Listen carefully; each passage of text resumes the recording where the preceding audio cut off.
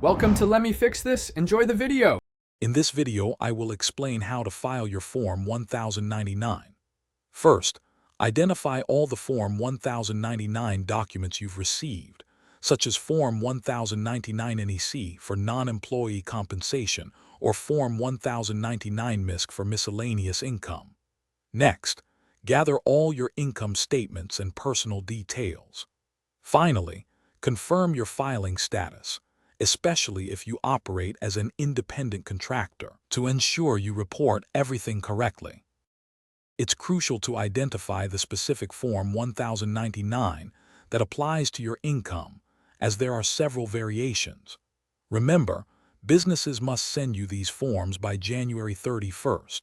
For your part, the IRS typically expects electronic filings by March 31st, or a slightly earlier date for paper submissions. Staying organized with these dates helps avoid any last-minute stress. If you're finding this video helpful, please take a moment to subscribe and give it a like. On another note, if you're looking to truly change how you think about money, I highly recommend The Simple Path to Wealth *. It's a fantastic book that offers clear, actionable advice. You can find a link to it, along with other great deals, in the description below. Now let's get back to the video. When it comes to filing, you have a couple of options. You can choose to submit your Form 1099 electronically, which is often faster and more secure, or you can mail in paper forms. Many people find tax software incredibly helpful for guiding them through the process. For more complex situations, consulting a tax professional can provide peace of mind and ensure accuracy.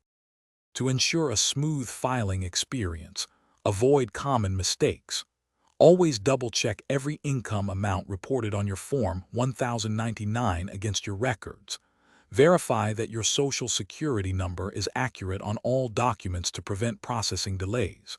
Most importantly, adhere to all filing deadlines to steer clear of any unnecessary penalties from the IRS.